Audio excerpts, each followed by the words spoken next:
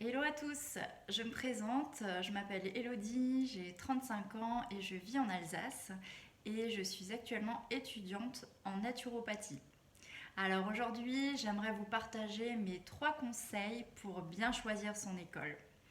Alors si vous aussi vous êtes en quête de trouver la formation idéale en naturopathie, et ben vous savez que c'est vraiment compliqué aujourd'hui, surtout qu'en France on a un vaste choix d'écoles et rien qu'en Alsace dans ma région il doit y avoir au moins 4 écoles disponibles.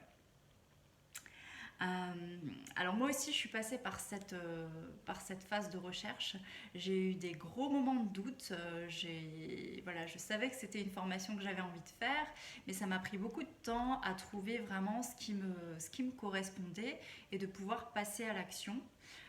J'ai dû mettre environ une année entre la prise de décision et la signature de mon dossier.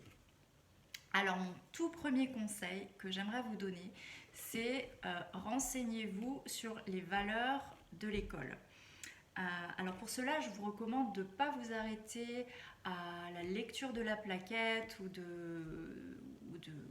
site internet, mais je vous recommande vraiment d'avoir un échange verbal avec les dirigeants de l'école, alors que ce soit par téléphone ou par visio, ou ça peut être participer à une réunion d'information, ça peut aussi être se renseigner via les étudiants actuels. Souvent sur les salons bio par exemple, les écoles ont leur stand, donc je trouve que c'est aussi un bon moyen d'échanger soit avec les étudiants ou avec les enseignants. Et, euh, et vraiment le must du must, le truc je pense qui aide le plus, c'est de faire une immersion. Donc si l'école est pas trop loin de votre domicile et que vous avez la possibilité de vous rendre sur place, n'hésitez pas à demander à faire une immersion, que ce soit une demi-journée ou une journée entière, de participer à des cours, de sentir un petit peu la vie qu'il peut y avoir dans l'école pour voir si ça peut vous correspondre. Ensuite, au niveau des valeurs, pour moi, ce qui était important aussi, c'était le côté humain, le côté bienveillant. J'avais vraiment besoin de m'assurer qu'au fil du cursus, si j'avais des difficultés, que je puisse m'adresser facilement en fait aux responsables. Alors, euh, quand les personnes parlent du métier, quand ils vous le présentent, c'est aussi super important de se demander si vous arrivez à vous visualiser dans la projection qu'ils donnent. Et ce qui est important aussi, c'est l'engagement. Il y a toujours un engagement des responsables vis-à-vis de vous, puisque vous allez payer une formation. Il faut qu'en échange, vous ayez une sorte de promesse, on va dire. Et moi, dans l'école dans laquelle je suis, eh bien, les dirigeants se sont engagés à former des naturopathes holistiques, inspirants et professionnels. Donc ça, c'est très important. Ensuite, mon deuxième conseil, c'est l'aspect entrepreneurial est-il abordé. Alors, je ne vous parle pas ici du petit module qui est souvent proposé sur le statut juridique, les assurances, euh, les différentes affiliations aux organismes comme l'OMNES. Alors ça, souvent, c'est abordé, bien évidemment. Mais moi, je vous parle vraiment du côté coaching. Est-ce qu'on va vous apprendre à devenir des entrepreneurs? Parce que la naturopathie, forcément, vous allez apprendre l'anatomie, comment fonctionne le corps humain, vous allez apprendre à distinguer les différents types de profils, vous allez apprendre à prescrire des cures, des protocoles. Mais pour moi, ça, c'est une facette du métier. Et il y a une toute autre facette à côté qui, par exemple, pour moi est toute nouvelle, c'est l'entrepreneuriat. Puisque dans ce métier-là, on est quand même autonome, on est livré à soi-même. Et c'est quelque chose que moi, j'avais besoin d'apprendre. Toute ma vie, en fait, j'ai été salariée, donc j'ai toujours travaillé dans un cadre bien défini, bien précis. Et pour moi, la reconversion vers le métier de naturopathe, c'est un vrai challenge. Et j'avais besoin d'être confortée dans cet accompagnement qui me sera proposé. Euh, alors, être entrepreneur, c'est aussi apprendre à prospecter, à trouver des nouveaux clients, à communiquer. Et c'est un vrai challenge.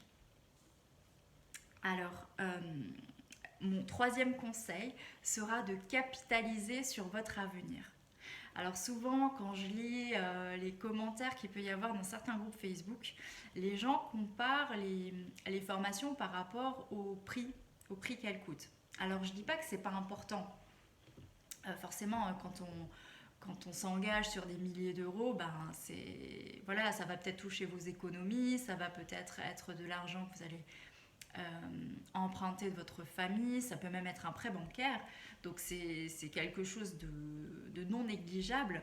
Par contre, ne focalisez pas là-dessus, parce que vraiment, vous allez sûrement trouver des formations qui vont coûter, je sais pas, 2 000 à 3 000 euros, qui sont très bien pour vous donner une introduction sur le sujet, pour vous initier, pour même vous donner des conseils en fait à la naturopathie, pour vous personnellement, pour votre famille.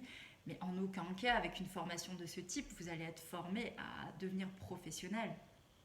Donc si vraiment vous voulez vous reconvertir, en faire votre métier, ou même pour vraiment démarrer dans la vie professionnelle, ne focalisez pas sur le tarif. C'est quelque chose qui est important.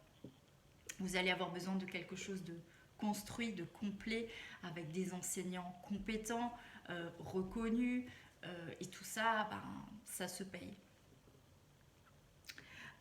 Ne focalisez pas non plus sur la prise en charge par certains organismes ou encore même le CPF.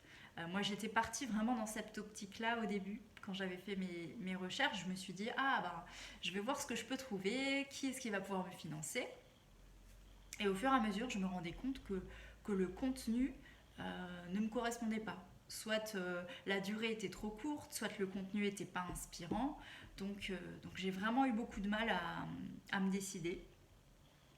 Donc vraiment, ce que je voulais dire pour conclure, c'est que si vous réussissez à trouver une école où vous avez vraiment confiance, où vos valeurs sont représentées, où vous arrivez à vous visualiser dans le métier, et qu'en plus vous savez que vous allez être accompagné vers cette professionnalisation, surtout n'hésitez pas, foncez, et l'aspect financier suivra. Moi je suis persuadée que la vie saura vous aider si l'aspect financier peut bloquer.